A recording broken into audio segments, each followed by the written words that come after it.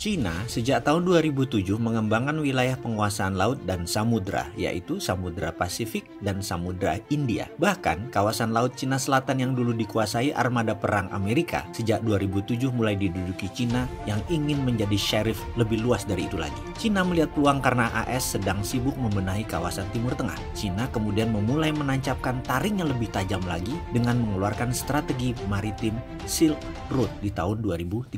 Strategi penguasaan maritim Silk Road ini mengharuskan Cina menguasai geopolitik luar negeri negara kawasan, yaitu penguasaan Selat Malaka antara Malaysia dan Indonesia. Melihat perkembangan dan bahaya serta ambisi hegemoni Cina, AS sejak tahun 2011 memindahkan wilayah kepentingan utama dari Timur Tengah ke Asia Pasifik dengan teori rebalancing. Presiden Barack Obama untuk menahan lajunya Cina kala itu di Jepang mengatakan AS juga membutuhkan mitra strategik di wilayah Indo-Pasifik. Saat ini, Pompeo, State Secretary atau Menteri Luar Negeri Amerika, dan John Bolton dari NSC National Security Council mengambil alih permainan di Indo-Pasifik sebagai pengendali operasi di era Trump dan mulailah bermain api dengan keras. Kita semua tahu sejak 2010 mulailah terjadi Cold War antara Amerika versus Cina. Amerika merubah strategi kawasan pertahanan dari Pacific Command menjadi Indo-Pasifik dan mengeluarkan kebijakan mirip obor namanya Higher Road di zaman Trump saat ini. Puncaknya, Trump sejak 2017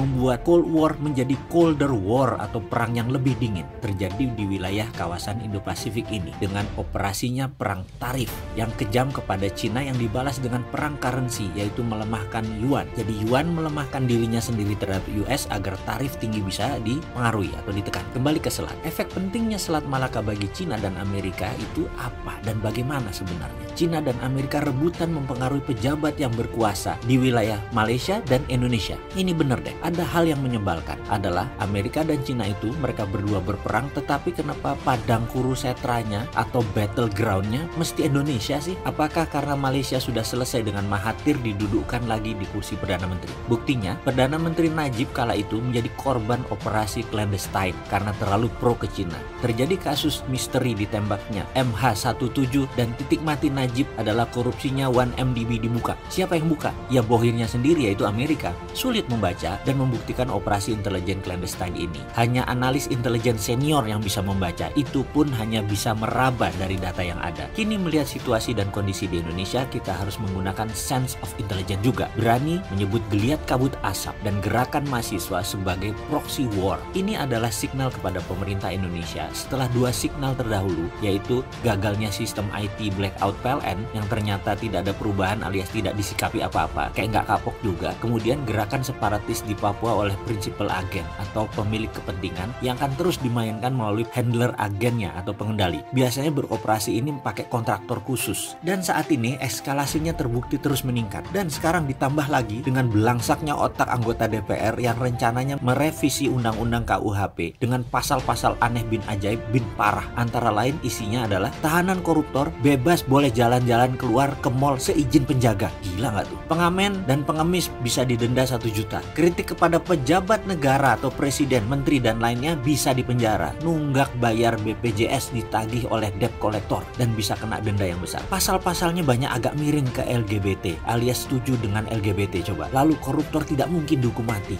Itu pasal-pasal apa di undang-undang KUHP baru ini? Saya sampai malas bacanya dan semua ini melengkapi lemahnya bernegara-negara Indonesia saat ini. Jujur, coba merenung sekali lagi, kenapa goncangan itu terus terjadi? Segitu lemahnya kita bernegara? Apakah karena politik di Indonesia hanya melihat internal? Jadi kebakaran hutan dianggap karena El Nino, Papua bergerak demo biasa, Malaysia bergerak karena murni melawan kegeblekan DPR, atau seperti yang kita ketahui bahwa demo itu terjadi dan dikatakan sukses kalau pendemonya tidak tahu apa misi asli demo tersebut. Seperti saat ini bukan? Yang demo tidak tahu misi aslinya, demo itu untuk apa dilakukan. Jadi sekali lagi wahai pejabat negara, jangan naif-naif lah mengelola negara.